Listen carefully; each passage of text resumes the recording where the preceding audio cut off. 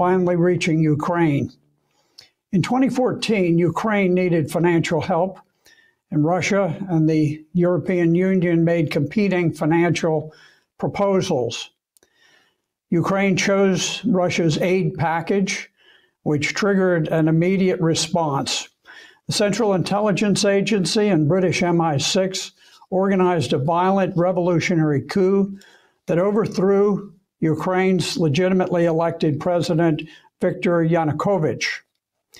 Despite the fact that Russia is the first language of almost a third of Ukrainians, the revolutionary junta quickly deleted the constitutional provision that designated Russian as one of Ukraine's two official languages. This course made it difficult for Russian speakers to transact business or to conduct their daily affairs. Crimea and Donbass were Russian-speaking areas that refused to recognize the hostile revolutionary junta as the legitimate government of Ukraine. For some 500 years, Crimea had been part of Russia. Only a historic anomaly had placed it inside Ukraine's borders. Crimean citizens declared their independence and then welcomed Russian troops who entered quietly.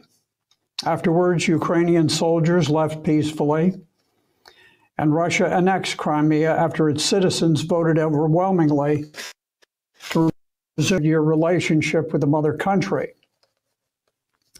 The two Donbass republics declared independence, and in response, the revolutionary government of Ukraine made war on them.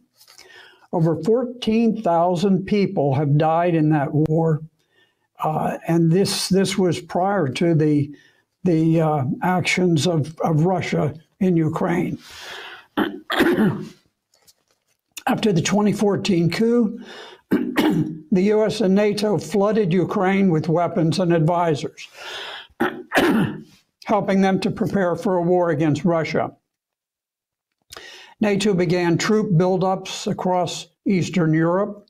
Marines were stationed in Norway. We started discussing nuclear weapons in Poland. Germany's newly elected government renewed its commitment to station nuclear bombs on German soil. As tensions mounted, Russia made repeated calls for peace, but the trap had been set by NATO. By late 2021, Ukraine had amassed many thousands of troops for an attack against Donbass, which lies right on the Russian border. President Putin was desperately trying to avoid war. In December of 2021, he advanced specific written proposals to NATO, but NATO was hell-bent on war and dismissed his proposals. So with hopes of peace dashed and faced with an imminent invasion of Donbass, President Putin ordered a special military operation in Ukraine.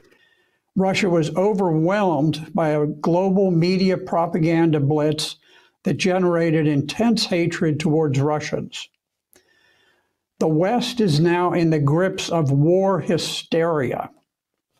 So intense is the hatred that Russian amputees, those with cerebral palsy, the blind, and men in wheelchairs are banned from competing in the Winter Paralympic Games. Since 2014, we poured billions into arming Ukrainian soldiers to kill Russians. And now we've issued a gargantuan $40 billion check, ensuring a dramatic escalation of this totally unnecessary war. The Biden administration has become insanely reckless. DoD orchestrated the sinking of the Russian cruiser Moskva, flagship of the Black Sea Fleet. This is an act of war. Have we gone mad? If we did launch a massive surprise attack on Russia, we can never destroy her large fleet of nuclear submarines. Many of her hypersonic missiles would launch early, and many other bombs and missiles would survive the initial attacks. Russia would then retaliate, turning New York City and Washington, D.C. into radioactive glass. Few would survive in major metropolitan centers: Atlanta, Chicago, San Francisco, Detroit, Los Angeles. Yes, we would destroy Russia, and we would destroy China too. But neither Europe nor Asia would be spared. Japan would suffer a nuclear holocaust that would make Hiroshima and Nagasaki seem like brush fires. London would disappear from the earth. Paris, Brussels, Berlin, and Rome would perish. And for what? To enrich the sons of corrupt politicians who line their pockets with insider deals? For the glory of some demonic new world order? Have we gone mad?